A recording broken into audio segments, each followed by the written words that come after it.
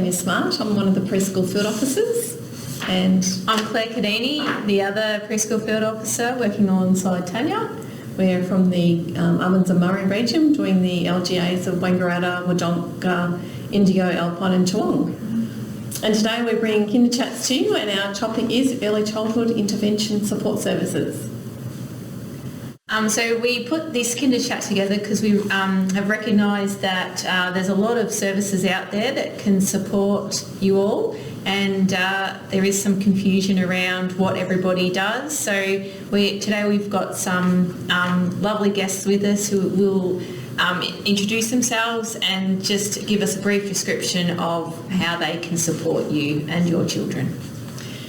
Before we begin though, I'd like to acknowledge the traditional custodians on whose land we are meeting today, honouring their continued connection to country.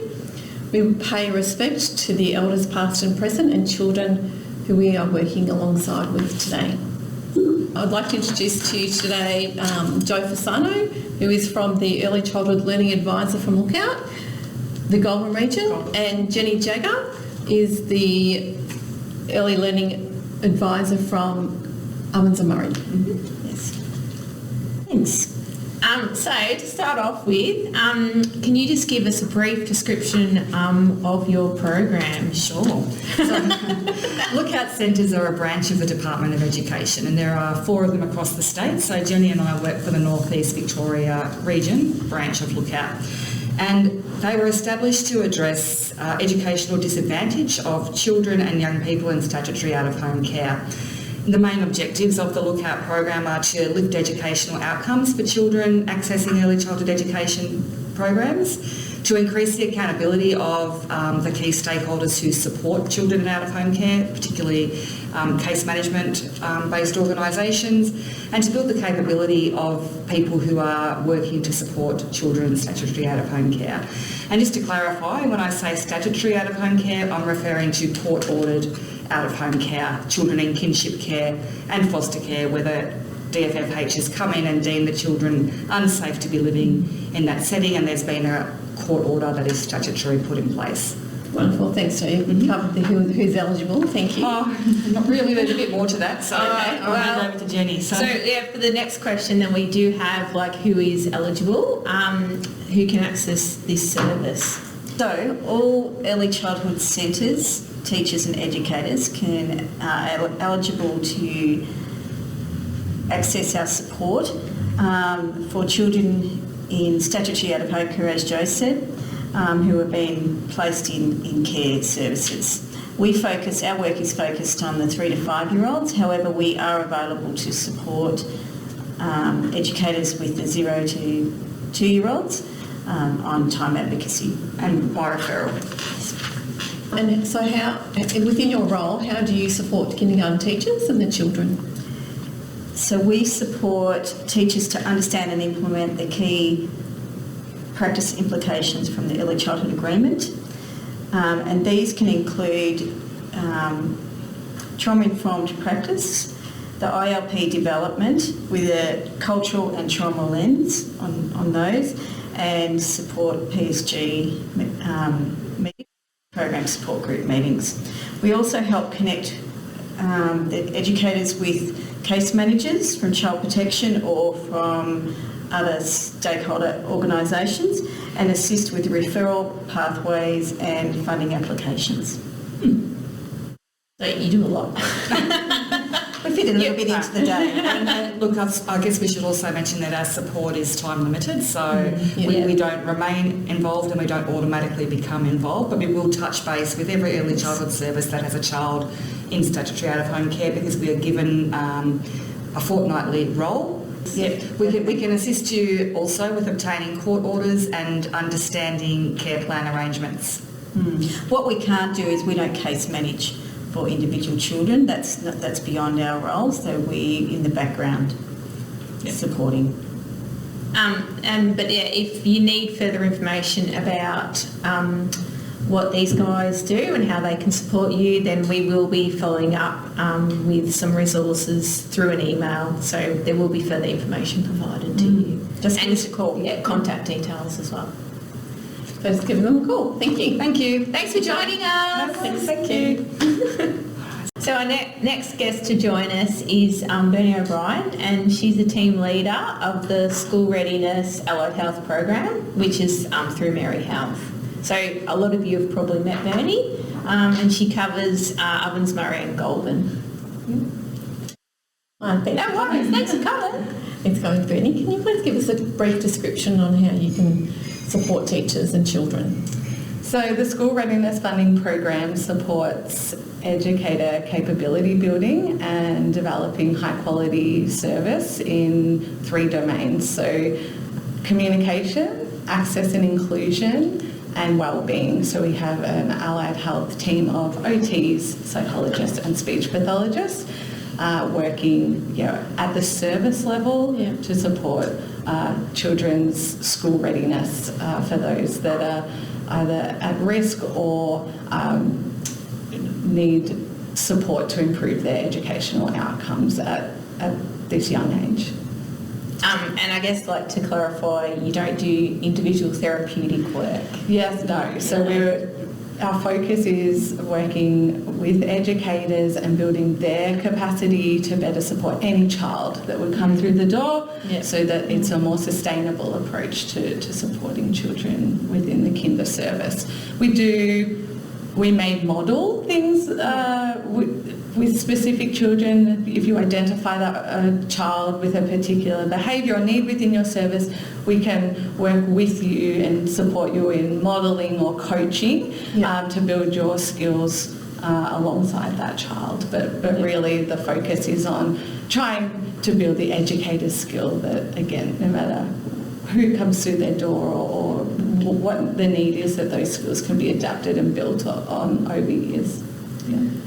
And the school readiness funding, that's already set by the department, isn't it, for each service? Yeah, so every year our services are provided a number of sessions for allied health. So the allied health sessions work alongside menu item options, but they are somewhat separate in terms of the allied health clinicians don't have any role in selecting those menu items or necessary supporting services to access those.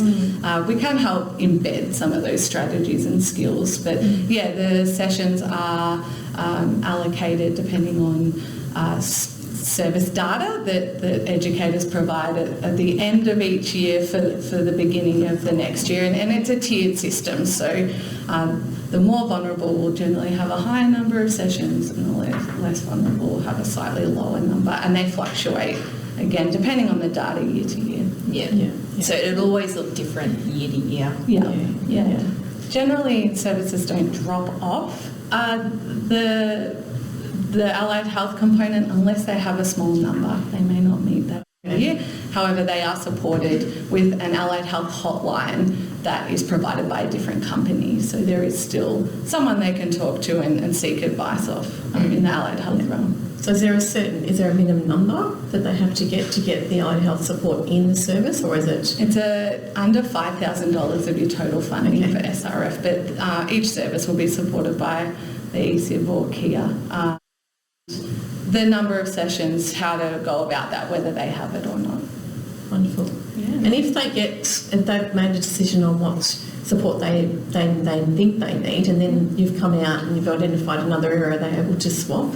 Yeah, so initial planning is done in November, December of the year before, but the allied health component of SRF, the first session is always a planning session. So we will come out and observe and support you to recognise that the goals that you set at the end of last year really relevant to this cohort, as well as keeping in mind that we're building the educators' capacity. So it's still really relevant to, do you have any skill gaps that you would like support around in order to make your practice within the service sustainable, or to enhance that for the betterment of school readiness skills of the children. Wonderful. Thank you. That's been very... Thank you, Bernie. That's all right. And as we said before, with the Lookout program, we'll send some more information to all the services and your contact details. And we'll also send some information on because people have seen a Merri Health as like the early childhood intervention service, and trying to access some NDIS. So we'll send some information on that component. Yes, and for the school readiness component, we will also be in contact with every service who has allied health sessions for this year, and to get the ball rolling with their planning and observations. Fantastic. Thank you for your time. Thank you. Thank you. Hi, I'd just like to welcome Deb Gough, who is our Inclusion Hub Manager. Thanks, Deb, for joining us today. Thank you for inviting me. And Deb, you work across Ovens, Murray and Goulburn Goulburn. Valley. Yeah, just to make sure that everyone knows. Yes, yep. yes, So yes. you cover a big area. Yes, we do. So thanks for joining us. We're just wanting to get a little bit of a description of what your program does. So how can you support teachers and educators and children in early childhood services? So the Inclusion Support Program is a federally funded program, and it's there to support, build educators' capacity to include children with additional needs into their services. So just in childcare? Just in childcare, so federally funded, but if there's a kindergarten within a childcare centre, we still can support that service, yeah. We cover, as you said before, we cover 2 large areas, Goulburn Valley area and all its surrounding. We also cover the Ovens and Murray area. Yeah, and we're a small team, but a wonderful team of inclusion professionals, and we're designed to come out and support you guys. The program comes with several resources. So the resources that we can help build capacity are obviously fact sheets and resources like that. We also come with SEL, which is called the Specialist Equipment Library. So if a child needs that support, we can work with their OT, with the child's OT, and then the service is able to borrow the equipment through our library for free. And they can keep that equipment for as long as the child's in the service. And then is there the innovative solution? So we come with a couple of funding streams. Yeah. So the funding stream, we have the IDF, which is services can apply for additional educator. It'll raise the ratios to support the service to implement the strategies that they develop with the inclusion professional to implement those strategies. So there's just extra staff on the floor to do that.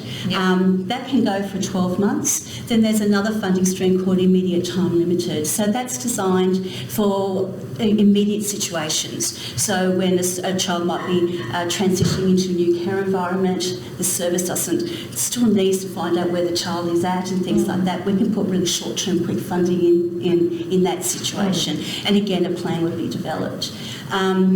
There is also family daycare top-up. So one thing I didn't say, we actually cover all of the service types in yes. So family daycare also. So there's a top-up funding for that. So how that works is if they have children with additional needs, they can apply for funding, which means that they can have less children for the same amount of money. And then there's also innovative solutions.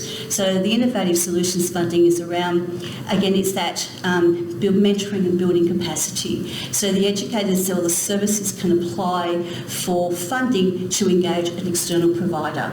So that could be trauma-based, an expertise above the inclusion professionals' expertise. So that could be trauma, it could be anything really. It'll be negotiated through their strategic inclusion plan. Yeah. So Deb, when would teachers call you if they've identified a child with a disability or a child's already been diagnosed?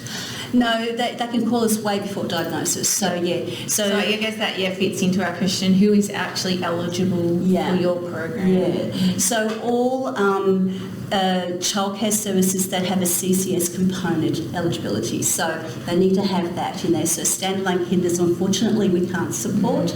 But as I said, we can support a kindergarten that's within a long day care centre.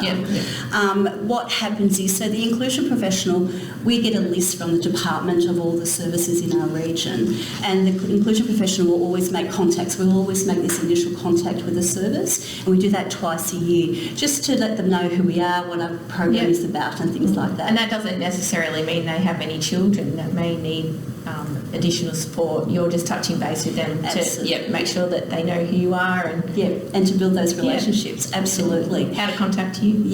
And how to contact us. So what happens is if the service identifies that they need support, they will give us an email or call us, and there's a consent form. And that's all they need to do is there's a parent consent form. They ask the parent to sign the consent form, and then we'll make an appointment to go and visit them and start the support from there. And you support all children at childcare, like from the baby's room through to the kindergarten room?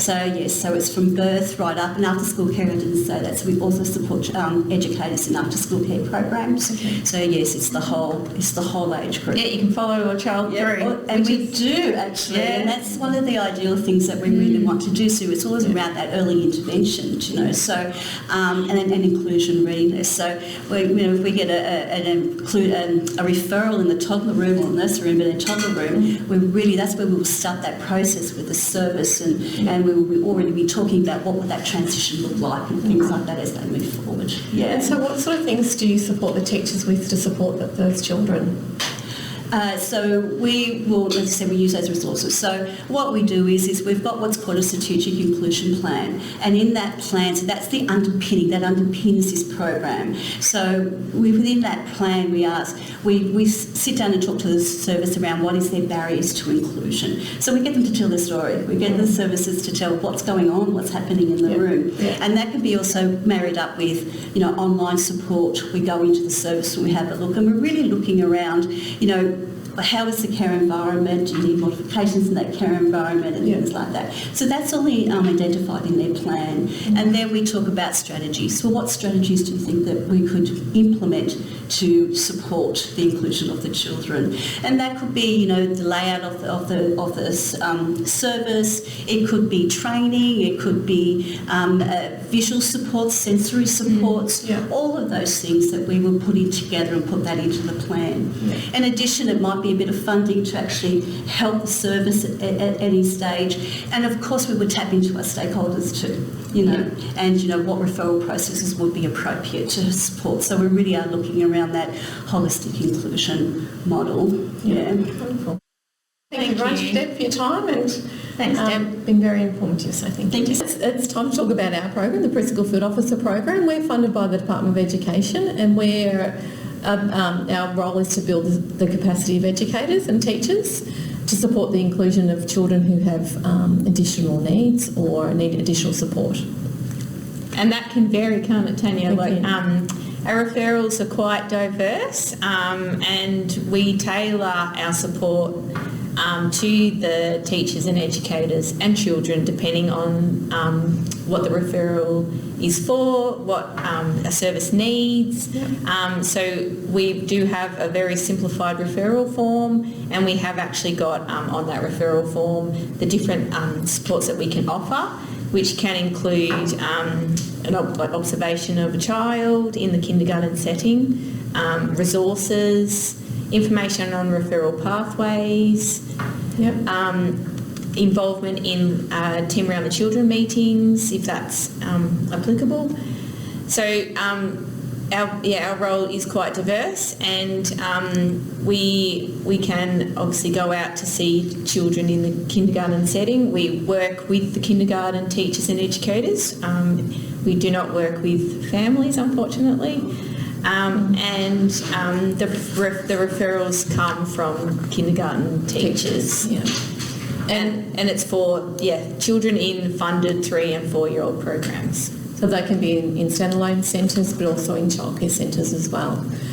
And we can provide you with teachers with resources. We can recommend strategies.